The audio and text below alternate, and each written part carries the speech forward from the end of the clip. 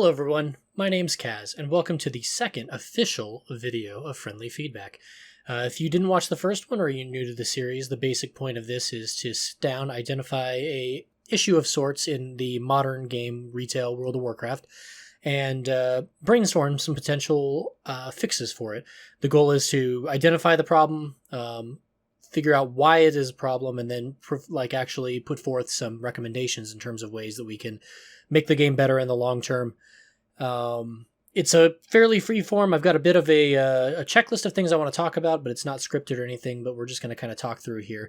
But if you haven't caught on by the title, today I want to talk about Benthic Gear. So Benthic Gear is one of the newest things that came in patch 8.2. And I don't think, like the last video where I was very negative about the way that Azerite Gear performed, I'm not nearly as upset about Benthic Gear, but I think it does have some very glaring issues that need to be addressed and some things that are worth talking about. But before we get into that, let's just talk a little bit more about what Benthic Gear is.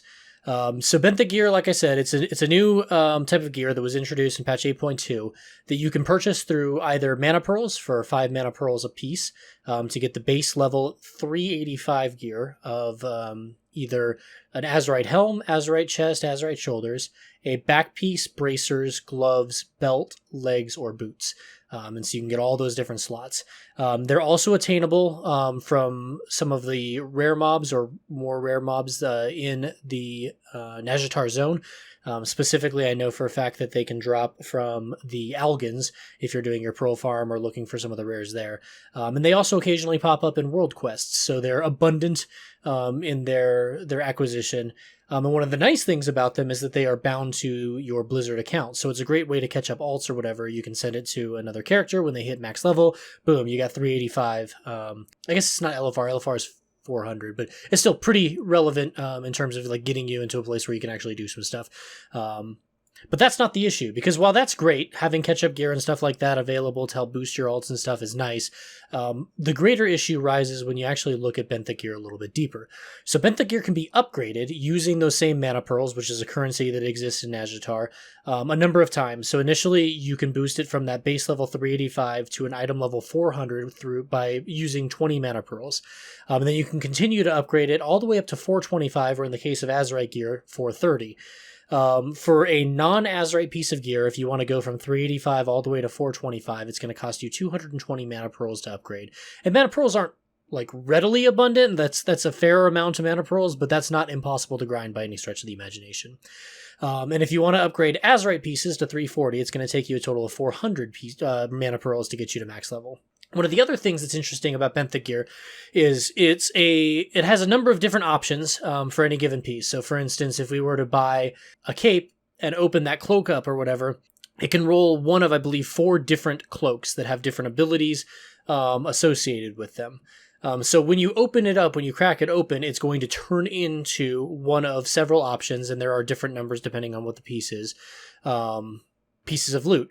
But when it does that, it also has the chance to roll tertiary stats such as speed, leech, and avoidance. That's what it is, as the tertiary stats. So you have a chance to get those, which are fairly unimpactful. Like, I guess it's nice, but it's not the end of the world.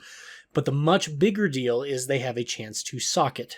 And with secondary stats being the way they are, and with some of the big gems that are out there, for a lot of classes, Warlock included, a socket can be worth upwards of 15 to 20 item level boost in terms of its raw stat value by putting a proper secondary stat gem in there. The other thing that we run into is, so if you roll a socket on your 385 piece of Benthic Gear when you crack it open, every time you upgrade it, that socket will carry through, which is nice.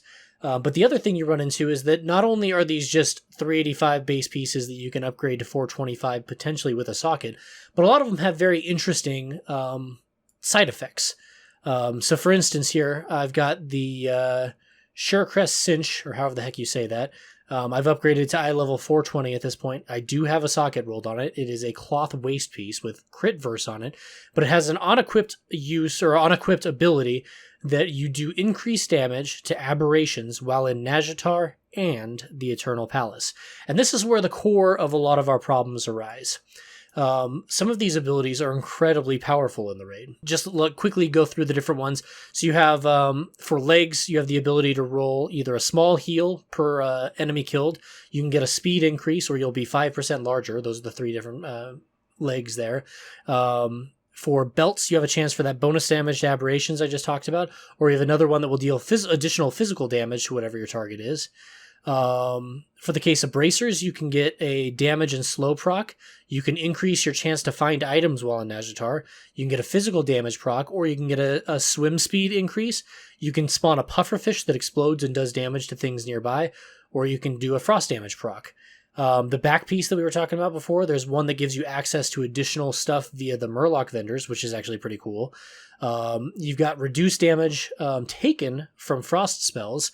And then there's another one that will increase the health that you have upon receiving a resurrection, or a chance to just loot random fish when you're killing stuff off those back pieces. Boots, you have a chance for boost to your mastery after specifically killing aberrations. There's one that will give you an increased mount speed. There's one that will reduce your fall damage taken. There's one, which is the most powerful boots, at least for Warlock, that increases your critical damage done. So whenever you hit a crit strike, your damage is done. It is boosted additionally. And then finally for the gloves, there's a chance to heal when you crit. There's a reduced shadow damage taken proc. There's a damage/heal droplet thing or whatever that comes out of the gloves, which is what I use. There's one for you to chance to find Nazjatar resources. And there's another set of gloves that will increase your dodge rating slightly. So there's some interesting stuff in there, and there's some things that I like, but there's some problematic things. And this is where we're going to transition from what Benthic Gear is to what I think Benthic Gear's problems are. So specifically, as we get into the problems, first and foremost, when you look at it and you say, well, 425 plus a socket, so now we're talking the equivalent of roughly a 440 to a 445 piece of loot, which is mythic equivalent loot, mind you. Plus you have in Eternal Palace and Nazjatar procs, which are going to give you additional damage.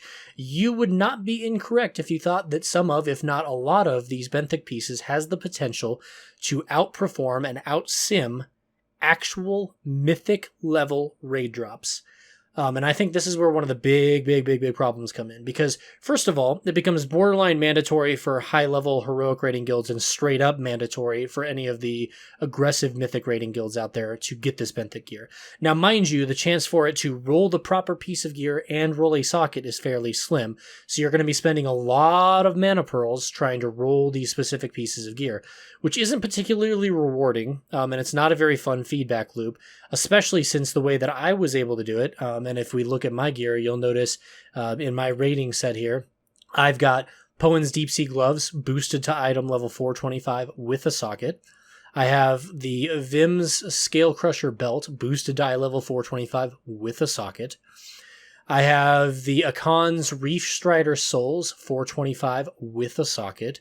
And I also have the Waveblade Farseer's Bindings 425 with a socket. So that's 4 pieces of gear, boosted all the way to 425, all with a socket. And the way that I was able to do that was effectively I went through all of my various max level alts, would farm up all the mana pearls I got, I would buy a bunch of Benthic gear on my alt, and then I would send it to my main to crack open, hoping to roll the right particular piece of gear with a socket on it. In some cases, it took me as few as I think 6 tries for one of them, which was incredibly lucky, and it took me upwards of 70 for another. That's not a particularly fun feedback loop. It's not particularly healthy gameplay, and unfortunately, it takes away from those alts that could have used those mana pearls to catch up, to boost some of that gear, and to make those tunes relevant for potential alt raiding, profession grinding, or whatever the case may be. But because I wanted to be as competitive as I could on my main, I ended up spending tons of resources on alts for catch-up gear, effectively, to boost the effectiveness of my actual raiding main. Which frankly doesn't feel good to me.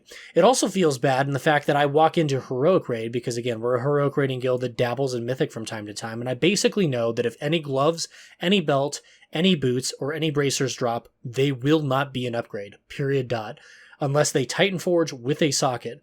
And that's pretty much not going to happen. So those slots are effectively locked out.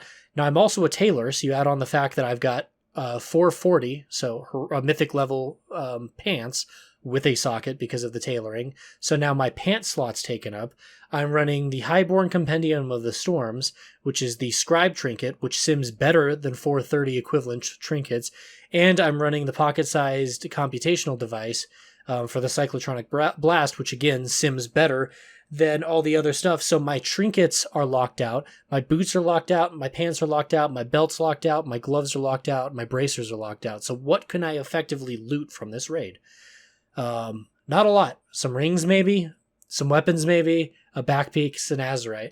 So we find ourselves actually looking back at our last episode where we were talking about how azurite gear was meant to alleviate that burden where gear felt locked, and all Benthic Gear has done is put us back into a predicament where you're not finding upgrades in raid anymore. So that is a big issue, if you were to ask me. So those are a lot of the issues that I had like listed, you know, when I'm thinking about it, because one, like, if you want to be relevant or whatever, it's a big time commitment to actually get all the Benthic gear. So if you don't have it, you know you're underperforming. And then if you do actually take the time to do it, to get ready for raid, you go into raid and the rewards in the raid are less than, you know, ideal kind of going through, which is kind of crappy. So ultimately, like, we get ourselves to the point where we think we've identified what some of the issues are. So what does that make us feel? And ultimately, like I said, it feels bad to go into a raid and to receive loot that you know instantly is not an upgrade. Same thing can be said for my Mythic Plus chest. I've been incredibly unlucky in that I've gotten bracers in 3 or 4 of my Mythic Plus and or PvP caches over the last couple of weeks. And bracers is one of the incredibly powerful Benthic pieces. So I cannot use and will not use the bracers that I rolled on any of my my raid like runs or whatever. Maybe there's a place in Mythic Plus where some of those can outstat particular things and we can run forward. But the issue remains that because of the socket, a lot of times these will outperform equivalent or higher item level gear. So like the bracers here, the 425 bracers with the socket, outsim some of the 440 bracers that I've gotten simply because the 440 that came out of my Mythic Plus chest didn't have a socket in it. The other thing that I think is worth talking about, however, on a more positive note, is that I don't necessarily want to completely fault Blizzard here. I think some of the creative stuff in here is really good. I love the idea of increased mount speed on a piece of Benthic gear. I love the cloak that gives you access to the Murloc trading game. I like the idea of reduced fall damage or potential fish drops when you're killing stuff. Stuff like that is fun. I think that's where Benthic probably should have stopped and drawn the line. I don't want to stifle Blizzard's creativity because they've tried some stuff recently that I think is good for the game if executed properly. I just don't think they've quite found their stride yet. Crucible of the Storms was a similar thing where a lot of the raid gear had either on use or on equipped abilities that were quirky and strange and different, and I didn't particularly love, but again, I like the idea that they were trying to make raid gear relevant by giving it some sort of useful or fun or damage increasing proc of some kind.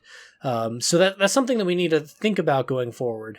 But I don't I find myself a little in awe of the Benthic system as it exists, which brings us to the how would we fix it situation, where we can now kind of go through and make some recommendations, maybe figure out some stuff that we can do to help Blizzard out in our quest to make the game better and to fix this stuff. So again, I think Benthic Gear doesn't necessarily need to go away.